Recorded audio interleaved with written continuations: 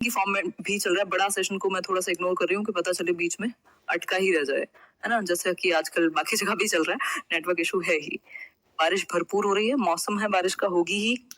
बिल्कुल स्टार्ट कर चुके हैं हम, बिल्कुल सही बात है। मैं भी ठीक हूँ, ग्रेट, सही है, बहुत सही। चलिए फिर, सेशन पसंद आए तो लाइक शेयर सब्सक्राइब कर दीजिएगा। हाँ, टेलीग्राम चैनल पर आपको ये पीडीएफ मिल ही जाएगा, और आज कम्युनिटी में मैंने शेयर नहीं किया तो मैं एक बार शेयर करती हूँ। पहला क्वेश्चन पढ़ लेते हैं। विच of the following is not the part of the triangle of evaluation? Evolution नहीं होगा, ये इवेल्युएशन होगा, यानी कि मूल्यांकन के त्रिकोण का कौन सा एक हिस्सा नहीं है? नॉट। पहला ऑप्शन है एजुकेशनल ऑब्जेक्टिव्स, दूसरा है इवेल्युएशन, तीसरा है टीचिंग एक्सपीरियंसेस, फिर है लर्निंग एक्सपीरियंसेस। आंसर कीजिए एक बार, कौन सा एक पार्ट नहीं होगा मूल्यांकन के त्रिभुज, त्रिकोण, ट्रायंगल, जो भी आप कहना चाहें। आंसर कीजिए। देखो, किसी को नहीं पता अभी सीटेट का, सब अफवाहें ही हैं, और बाकी जब होगा तो सभी को पता लगना ही है। फिर तो उसमें कोई मतलब सीबीएसई तो छुपाएगा नहीं ना कि बस ये वाले यूट्यूबर को बताएंगे और बाकियों को नहीं बताएंगे। ऐसा नहीं होगा, सीबीएसई अपनी वेबसाइट पर जारी कर देगा चीजें, कोई दिक्कत नहीं है। एक बार मैं नोटिफिकेशन शेयर कर देती हूँ, फिर आगे बढ़ेंगे, है ना। बहुत बढ़िया, खुश रहो और तैयारी करते रहो यार। फालतू जितना हो सके थोड़ा सा लिमिटेड रखो सोर्सेस, ज्यादा सोर्सेस होने पे खो जाएंगे हम। ये सोशल मीडिया का एक ड्रॉबैक है।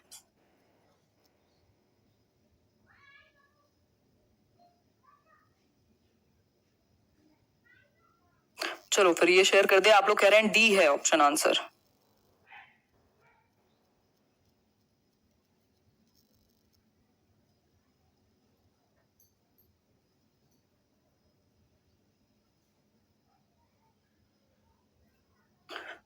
चलिए देखिए, अगर मैं बात करूं इवेल्युएशन के ट्रायंगल की, तो इसमें तीन चीजें आती हैं। एक है आपका, सबसे पहले ऑब्जेक्टिव सेट किए जाते हैं, निर्धारित किए जाएंगे गोल्स के, भाई ये उद्देश्य हैं किसी भी चीज को पढ़ाने के या एक्सपीरियंसेस के, जो हम टीचिंग में, लर्निंग में देंगे।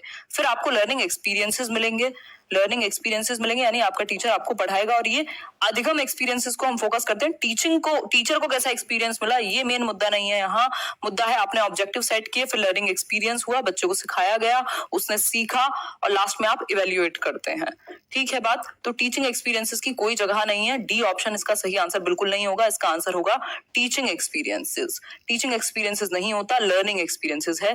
बच्चे को जो अनुभव मिला, चाइल्ड सेंटर्ड पेडागोजी को हम फोकस करके चलते हैं। ठीक है बात। तो आंसर होगा शिक्षण अनुभव, हिस्सा नहीं है किसका, आपके इवेल्युएशन के ट्रायंगल का।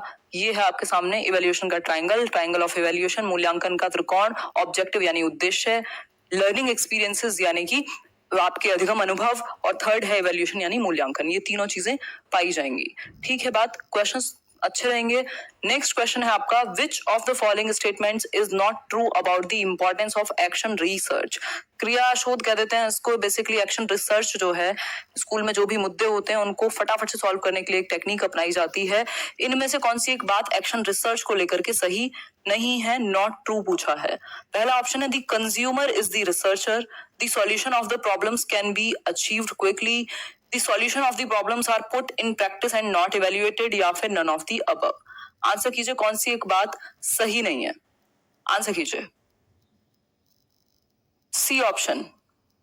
तबीयत ठीक नहीं है क्या? ठीक है शिवांगी, थोड़ा बहुत चलता रहता है, सब सही है, अच्छा है, सब आप लोगों की दुआएं हैं।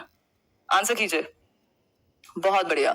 इसका आंसर होगा C option, the solution of the problems are put in practice and not evaluated. ये बात जो है सही नहीं होगी। एक्शन रिसर्च के बारे में मुझे अच्छे से याद आ रहा है, मैंने एक बार ये क्वेश्चन शायद कभी हिंदी में कराया होगा या तो उस चक्कर में इसका आंसर जो है डी बताया था। डी मत मानिएगा, सी पर ही जाएंगे हम। अगर हम बात करें, यहाँ ऐसा नहीं है कि इवेल्युएट नहीं किया जाएगा, जो भी प्रॉब्लम्स है उनको देखा जाएगा, प्रैक्टिस में उसको पुट इन प्रैक्टिस करेंगे, फिर उसके बाद जैसे हम उसको देख रहे हैं कि वो चीज वर्क नहीं कर रही, तो या तो आप उसको हटा देंगे या तो फिर उसको आप कंटिन्यू करेंगे। तो उस चक्कर में सी ऑप्शन सही नहीं बनता। कंज्यूमर इज रिसर्चर इसलिए कहा जाता है क्योंकि जो टीचर है, मान लीजिए वो उस एक माहौल का हिस्सा है, कोई एक प्रॉब्लम है जो टीचिंग से रिलेटेड आ रही है, किसी बच्चे से रिलेटेड आ रही है, तो आपने एक रिसर्च की, आपने एक छोटा सा एक्शन प्लान बनाया, देखा कि कहाँ कैसे इसको सॉल्व कर सकते हैं। मतलब आप खुद भी, जिसने उसको किया है रिसर्च को, वो भी उस प्रोसेस में इन्वॉल्व है, कंज्यूम करने में उसको। तो ऑप्शन ए भी सही हो जाएगा। और बी है ही सही कि अगर आपको जल्दी सॉल्यूशन चाहिए किसी एक प्रॉब्लम का, तभी एक्शन रिसर्च की जाती है। ये को एक सॉल्यूशन कह सकते हैं। Environment is an external force which influences us. ये किसने कहा है कि जो पर्यावरण है एक बाहरी शक्ति है जो हमें प्रभावित करती है। आंसर कीजिए एक बार। रोशनी अभी किसी को नहीं पता, तैयारी करते रहिए। खबरें तो आ रही हैं सितंबर की, बट नोबडी नोज, सच्चाई यही है ना, हम सिर्फ कयास लगा सकते हैं।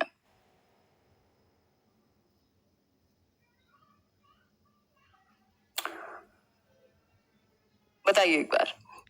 ये ईजे रॉस का कथन है। रॉस, ये फैक्चुअल क्वेश्चन है, सही भी हो सकता है गलत भी, तो इसको लेकर के बहुत ज्यादा परेशान ना हो। 1 नंबर से ज्यादा इसकी कोई वैल्यूएशन नहीं रहती है, बट ठीक है, कुछ फेमस कथन हम याद रख सकते हैं। Reasoning, curiosity and observation are developed at the age of.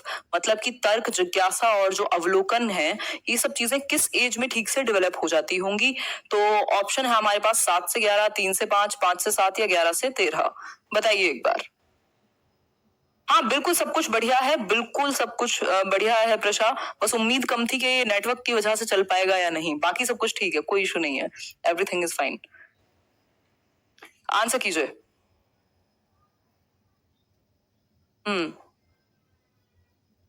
Jaisalmer से लाई हूँ, बहुत बढ़िया भीम। 7 से 11 वर्ष जो लेटर चाइल्डहुड है, उस एज को प्याजे भी कह रहे हैं। इंडक्टिव रीजनिंग कब डेवलप हो जा रही है बच्चे में, तर्क कब आता है कॉन्क्रीट चीजों के प्रति, 7 से 11 कॉन्क्रीट ऑपरेशनल में।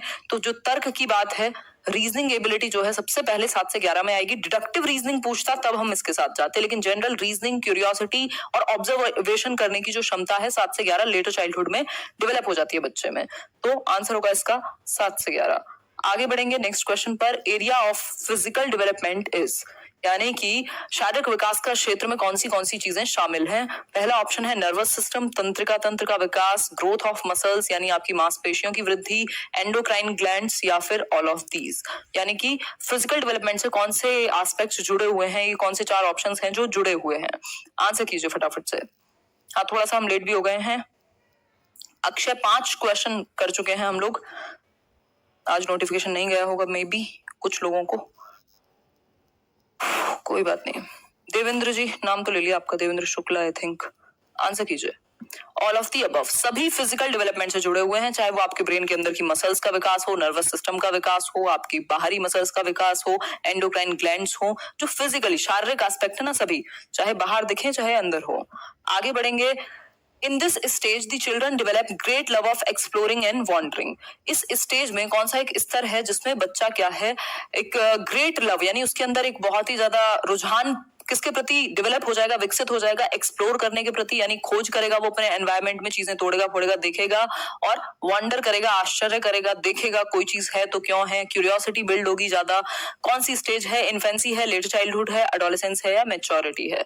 आंसर कीजिए एक बार, फटाफट से आंसर कीजिए। कई लोगों के सोने का समय हो रहा होगा। मेरा नाम लीजिए। स्वाति, नाम तो ले लेंगे बट पहले आंसर तो करो। काम तो करो नाम वाले, बताओ एक बार, आंसर करो तब लिया जाएगा नाम। मजाक कर रही हूँ खैर। Good evening ma'am, notification not coming today, why ma'am? Mansi, ये मेरे हाथ में नहीं होता है या किसी भी व्यक्ति के, ये ऑटोमेटिकली जाता है यूट्यूब से। कई बार चीजें नहीं पहुंचती हैं, कई बार पहुंच जाती हैं, कुछ लोगों को पहुंच जाती हैं, कई बार नहीं पहुंचती हैं, तो आप खुद चेक कर लिया करो। गोरखपुर से हूँ, बहुत बढ़िया। आंसर होगा इसका लेटर चाइल्डहुड, यानी कि उत्तर बाल्यावस्था। ठीक है, 7 से 11 वर्ष, जब बच्चा बहुत ज्यादा वंडर करता है अपने सराउंडिंग्स में, क्यूरियोसिटी काफी है, खोज करेगा, इंक्वायरी करेगा, ये सारी चीजें आ जाएंगी। ठीक है, ये बेसिकली जनरल कैरेक्टरिस्टिक्स हैं किसके? लेटर चाइल्डहुड के। ऐसा नहीं कि एडोलेसेंस में ये चीजें खत्म हो गई हैं, बट जहां से डेवलप होनी शुरू हो रही है एक तरीके से। ठीक है बात, आगे बढ़े नेक्स्ट क्वेश्चन पर। The theory of transfer of learning by Thorndike is called. Thorndike ने एक थियोरी दी है अधिगम का स्थानांतरण, मतलब कि जो लर्निंग है उसको ट्रांसफर किया जा सकता है। 3 प्रकार के ट्रांसफर बताए हैं, पॉजिटिव, नेगेटिव और जीरो ट्रांसफर। ठीक है बात। अब ये जो ट्रांसफर ऑफ लर्निंग है, इसको और किस नाम से हम जानते हैं? Similarity principle, theory of identical elements, theory of formal discipline, या फिर none of the above? Answer कीजिए।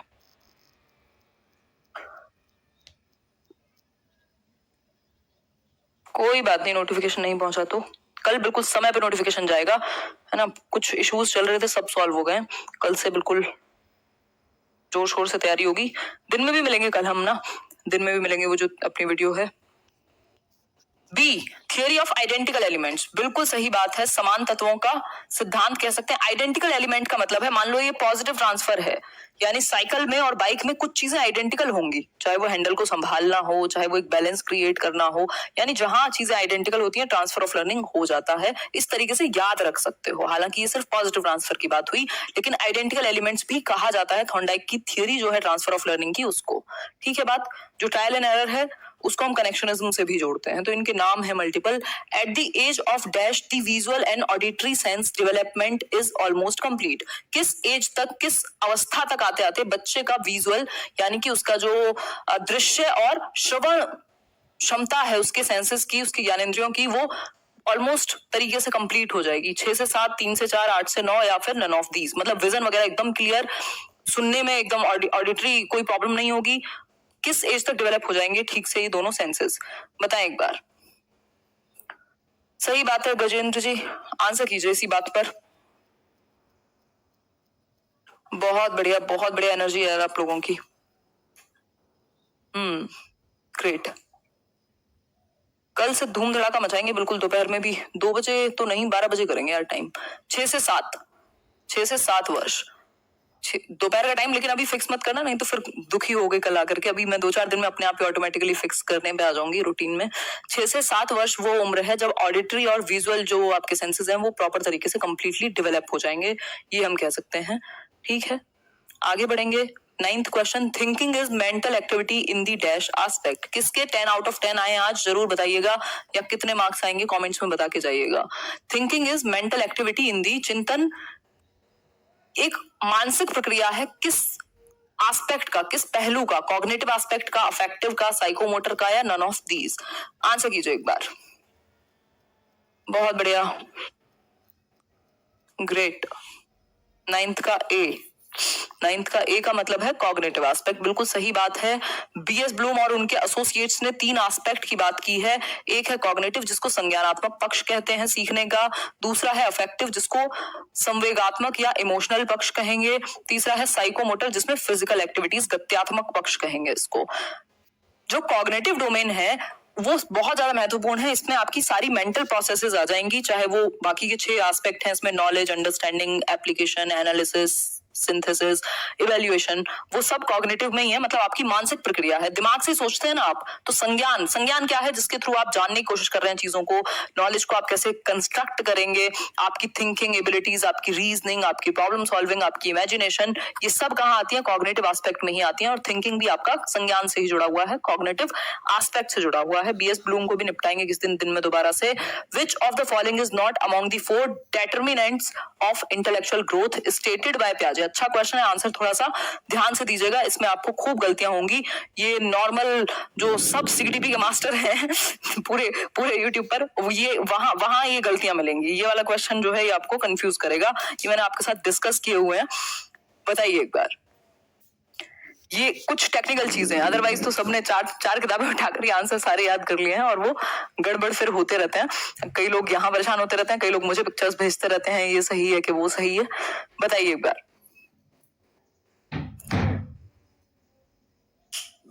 मैराथन ले लेंगे, क्यों दिक्कत में आते हो? लेट्स लर्न अपना घर है, जब चीजें बेहतर हो तो 2 घंटे 3 घंटे भी चल सकता है, जब लगे कि ठीक है अभी शॉर्ट में प्रैक्टिस करके निकल सकते हैं तो 30 मिनट भी चल सकता है। तो ये हाथ की बात है, यहाँ कोई ऐसा कोई वो नहीं है कि कुछ छिपा के रखना है आप लोगों से। सोशल ट्रांसमिशन, एक्सपीरियंस, इक्विलिब्रेशन, तीनों चीजें इंपॉर्टेंट है। इसके साथ 4th एलिमेंट भी मैंने आपके साथ डिस्कस किया था जिसको मैचुरेशन कहते हैं, है ना। मैचुरेशन को भी पियाजे ने इंपॉर्टेंस दी है। तो ये 4 चीजें हैं जिनको महत्वपूर्ण एलिमेंट बताया है संज्ञानात्मक विकास में पियाजे ने। 4 स्टेजेस नहीं है, ये 4 तत्व हैं। ठीक है बात, नन ऑफ दीज इसका सही आंसर होगा। अब जिन्होंने भी टेढ़ा मेढ़ा थोड़ा बहुत पढ़ा हुआ है उनको समस्या हुई होगी, है ना, इसलिए कोशिश कीजिए। ऐप तो आ गई है संगीता, बट उसमें कुछ इशू है, तो शायद हो सकता है उसको कुछ टाइम के लिए टेक डाउन करना पड़े। तो अभी कोई दिक्कत नहीं होगी, मतलब कोई इशू नहीं होगा, वो मैं बता दूंगी। एग्जैक्टली विकास सिंह, आंसर होपफुली सही हो गया होगा। अब जिनको कंफ्यूजन है वो समझ लो, 4 एलिमेंट दिए हैं। पियाजे की थ्योरी मैंने अभी कुछ दिन पहले ही डिस्कस किया आपसे, उसमें 4 एलिमेंट्स हैं बेसिकली। सोशल ट्रांसमिशन मतलब मान लीजिए एक अडल्ट एक बच्चे से बात करे, इन्फॉर्मेशन तो गई ना ब्रेन में, डिस्कशन तो हुआ ना, समझ उसकी बनी, लेकिन सामाजिक इंटरेक्शन भी इंपॉर्टेंट हुआ। बहुत ज्यादा इंपॉर्टेंस नहीं दी बट दी है। दूसरा है एक्सपीरियंस, यानी कि बच्चा जो अनुभव करता है वर्ल्ड में, ठीक। इक्विलिब्रेशन, यानी कि जो उसके दिमाग में है, जो बाहर है, जो अडेप्टेशन वाली प्रोसेस है, वो यहाँ आ जाएगी। फिर है मैचुरेशन, ठीक है बात। तो ये 4 एस्पेक्ट हैं जो बहुत महत्वपूर्ण हैं, जिसके बेसिस पे फिर स्टेजेस आपको मिलती हैं। सेशन पसंद आया हो तो लाइक शेयर कर दीजिएगा। और अगर मैं बात करूं टेलीग्राम चैनल की, तो लेट्स लर्न स्क्वाड पर पीडीएफ आपको ये वाली भी मिल जाएगी डेली की तरह। आउट ऑफ 10 आपके कितने ठीक हुए? ऐसे भी लोग हैं क्या जिनके 10 में से 10 आए हैं? तो जरूर बताएं। 1-2 क्वेश्चन जो है वो टेढ़े थे आज, है ना। 7 आउट ऑफ 10, बहुत बढ़िया।